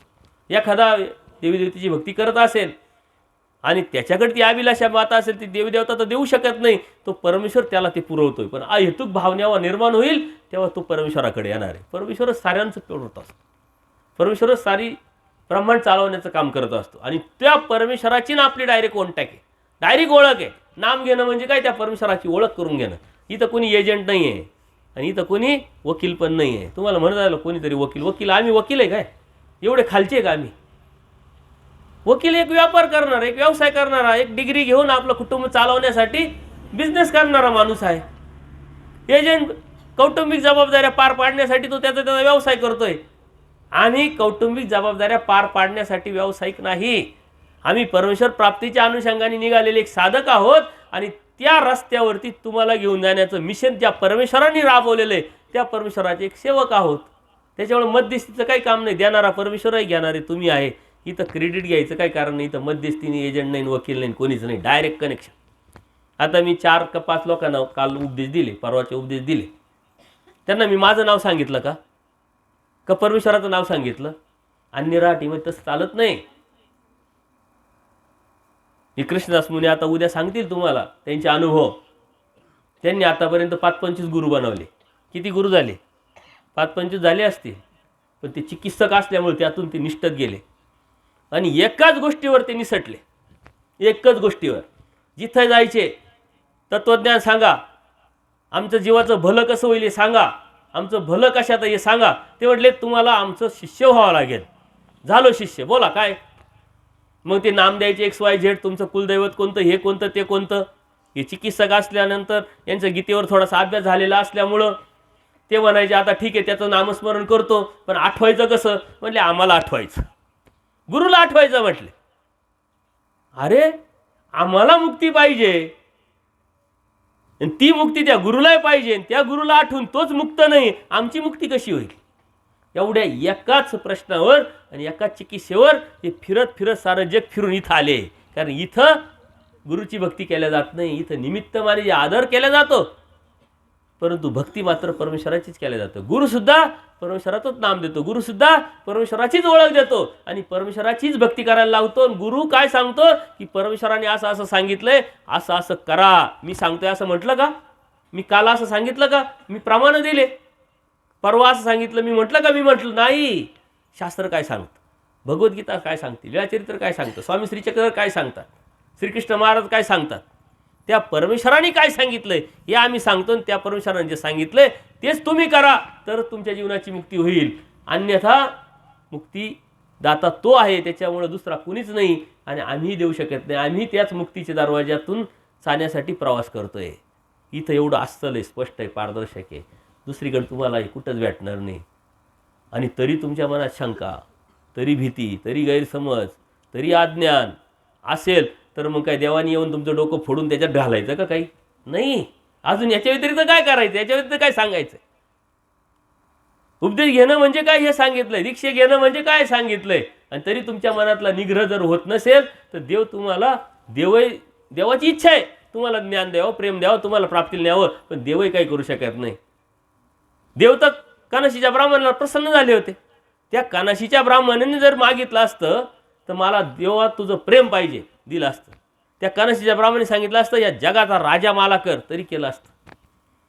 सारी हजारो कोटीची इस्टेट व्यावसायिक मला बनव, तरी केलं असतं. त्यांनी काय मागितलं? ते दलिंद्री होतं, दलिंद्रीच मागितलं ना. आपण दलिंद्री आहोत का? आपण कशा विचाराचे आहोत? जो स्ट्रॉंग विचाराचे जे असतात ना, ते परमेश्वराच्या प्राप्तीचा विचार करतात, धर्माचा विचार करतात, स्ट्रॉंग विचाराचा, प्रगल्भ विचाराचा, बोल्ड विचाराचा. तो फक्त आणि फक्त धर्माचा विचार करतो, चांगल्या संत सामुग्रीचा, चांगल्या कर्माचा विचार करतो, आपल्यापासून कोणाला दुःख होणार नाही याचा विचार करतो, माझं हित कशात आहे याचा विचार. जो स्ट्रॉंग विचाराचा आहे तो स्वतःच्या हिताचा विचार करतो, माझं भलं कशात आहे, माझं हित कशात आहे. आणि जो मध्यम विचाराचा माणूस आहे ना, तो काय विचार करतो? माझ्या कुटुंबाचा. मध्यमवर्गीय आपण म्हणतो ते कुटुंबाचा. आणि अशा कुटुंबाचा विचार कोणी केला होता? वाल्या कोळीने केला होता की नाही? तो तर त्या कुटुंबासाठी काय करत होता? दररोज माणसं मारायचे, लुटालूट करायची, पैसे कमवायचा, त्याच्यातून प्रपंच चालवायचा. 7 राजनं भरले दगडाने, एवढे माणसं मारले त्यांनी. नारद मुनी आले, म्हणले काय करतोय? म्हणे कुटुंबासाठी. जे केलंय त्या पापाला कुटुंब जबाबदार आहे का, भागीदार आहे का? म्हणले असणारच. त्यांनी गृहीत धरलं. म्हणले गृहीत नको धरू, जाऊन विचारून ये ना एकदा. जेव्हा तो जातो ते म्हणले आता तुम्ही ड्युटी केली, तुम्ही काय उपकार केला काय? आणि हे तर ऐकायला भेटतंय तुम्हाला, तुम्ही कामं केले उपकार केला काय? सारेच करतात. म्हणले काय फरक पडतं? हे ऐकायला भेटतं, ते ऐकायच्या अगोदर सावध होणं.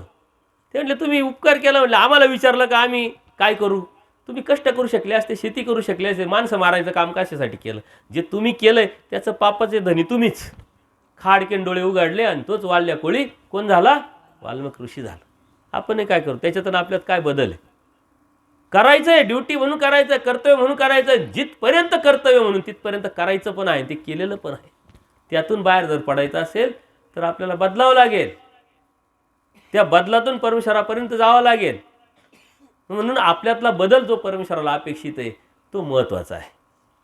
आपण काय करतो, कशासाठी करतो, किती करायचं, कुठपर्यंत करायचं, बसल्यानंतर तर आपण काहीच करू शकत नाही. आजही या मिनिटाला काहीच करू शकत नाही. निसर्गात आपल्याला निसर्गाने रिटायर केलेलं आहे, आपल्याला फक्त स्वतःहून रिटायर व्हायचं आहे. आणि ती रिटायरमेंट आपल्याला आपल्या विचाराने, ज्ञानाने, आपल्या हिताच्या अनुषंगाने करायची आहे.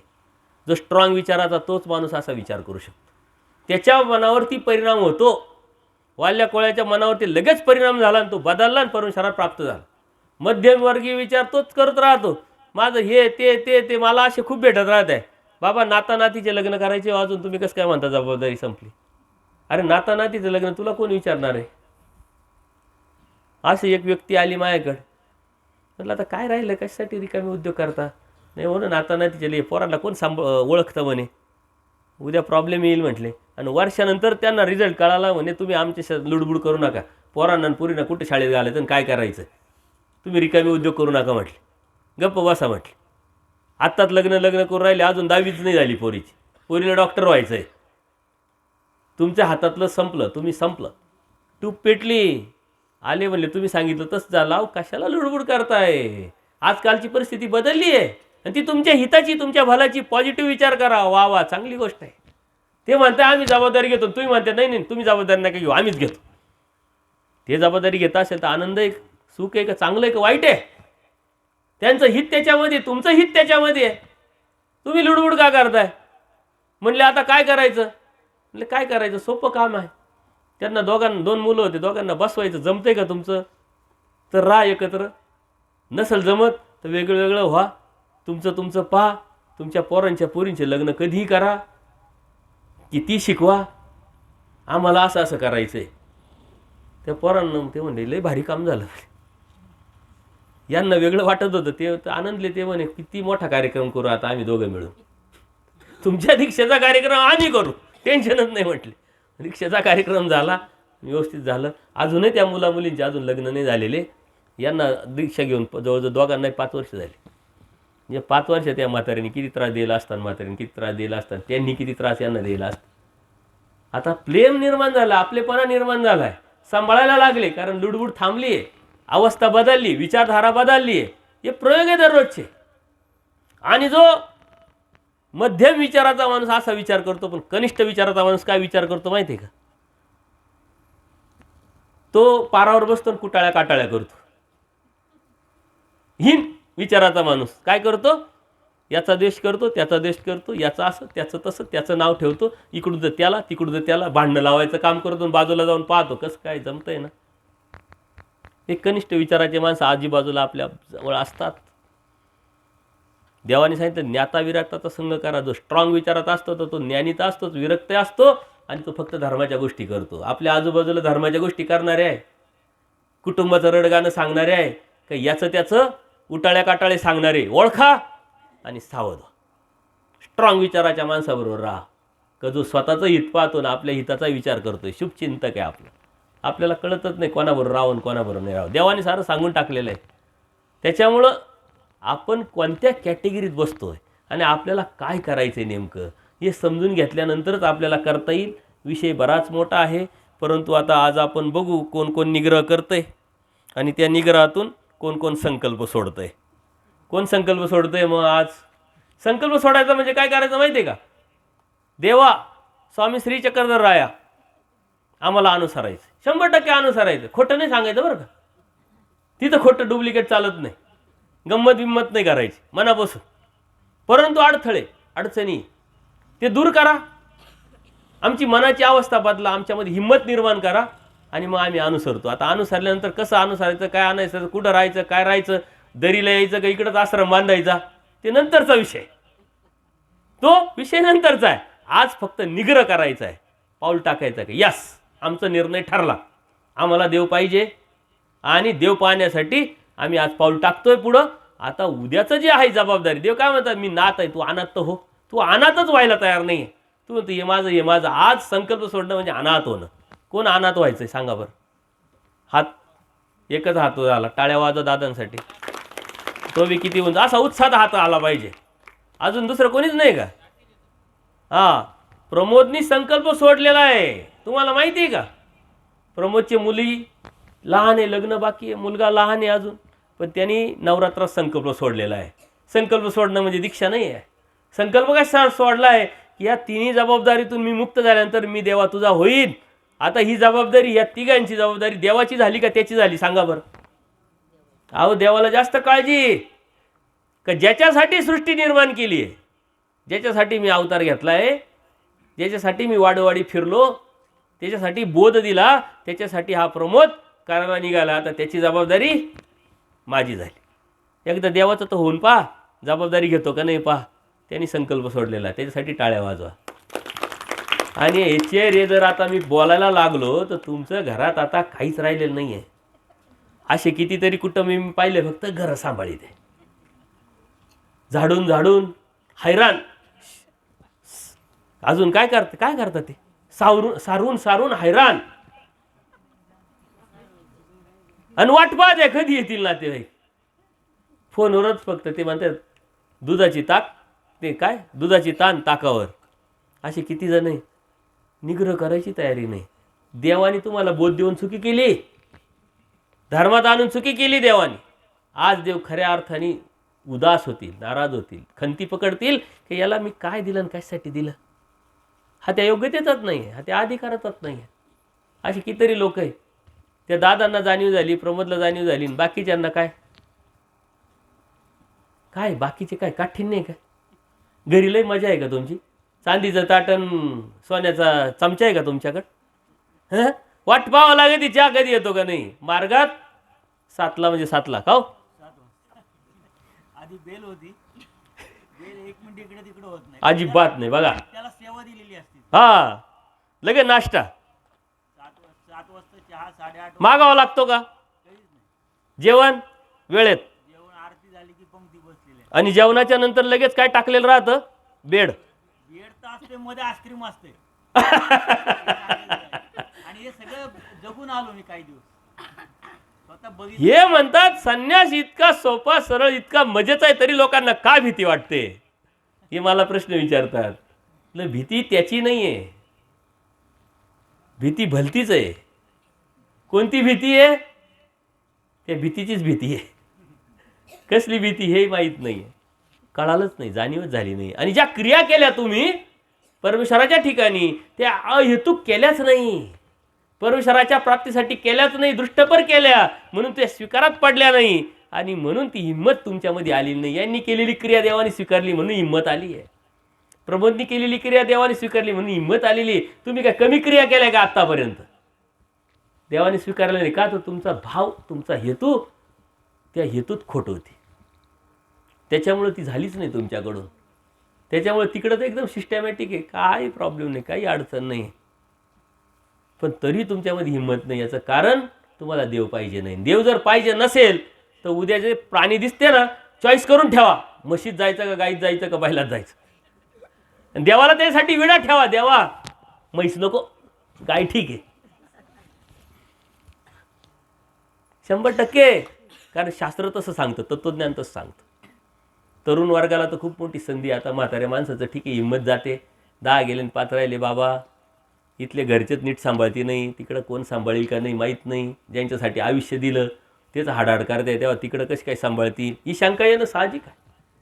देवाने सांगितलं, जोच याव सर्विष्या तोच ब्रह्मविद्याला.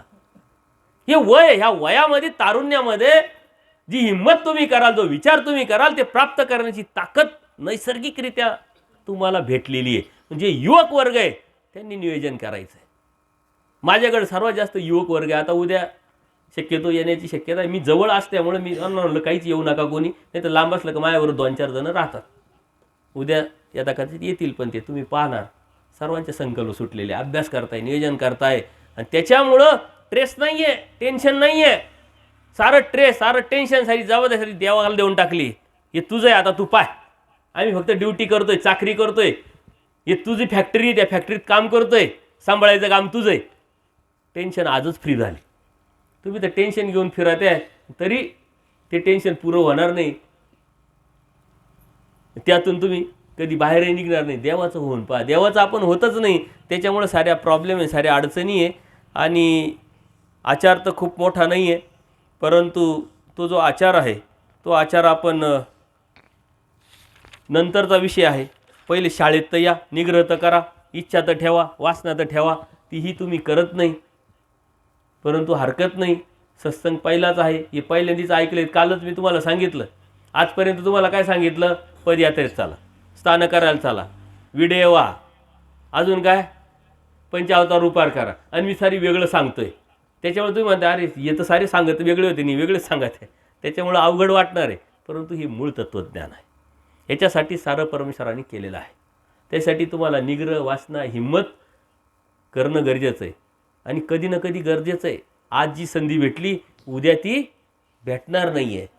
पण उद्याची संधी पुढच्या सृष्टीत भेटणार नाही. सृष्टी अतिदीर्घ आहे, सृष्टी अतिदीर्घ. किती वर्षाची, किती चौकडीची, ही देवाने सांगितलीच नाही आहे. ही खूप मोठी सृष्टी असते. त्याच्यानंतरची ती संधी एवढी सोपी नाही. म्हणून आपण स्वामी श्री चक्रांचे भक्त आहोत. मिश्र भक्ती करू नका, एकनिष्ठ भक्ती ठेवा. इकडं तिकडं कोणाचं काही ऐकू नका, एकनिष्ठ भक्ती ठेवा, समर्थवादावरती निष्ठा ठेवा. हे मिश्र भक्तीमध्ये ग्रामीण भागामध्ये हा खूप पेव फुटलेला आहे. सांगती नाही, तुम्ही कबूल करते नाही, पण जे करायचं तेच करतात. करायचं तर नीट करा, नाही तर नाही केलं तर काही फरक नाही पडत. देवाला व्यभिचार अपेक्षित नाही. थोडं करायचं, अचूक करायचं, व्यवस्थित करायचं, नाही तर एकनादड भाराभाशीन द्या, काही करायचं नाही. ते समजून घ्यायचं, ऐकून घ्यायचं, कोणाला तरी विचारायचं, मार्गदर्शन म्हणून विचारायचं, आणि त्या पद्धतीनं करायचं. याच्या व्यतिरिक्त कोणाला काही प्रश्न असेल तर विचारा. उद्या सकाळी कार्यक्रम होईल. मी आता काही पुस्तक आणलेले, ज्यांनी उपदेश घेतला त्यांनी या बरं इकडं. कोणी कोणी उपदेश घेतला? सर्वज्ञ श्री चक्रधर स्वामी की दंडवत हो. बसू.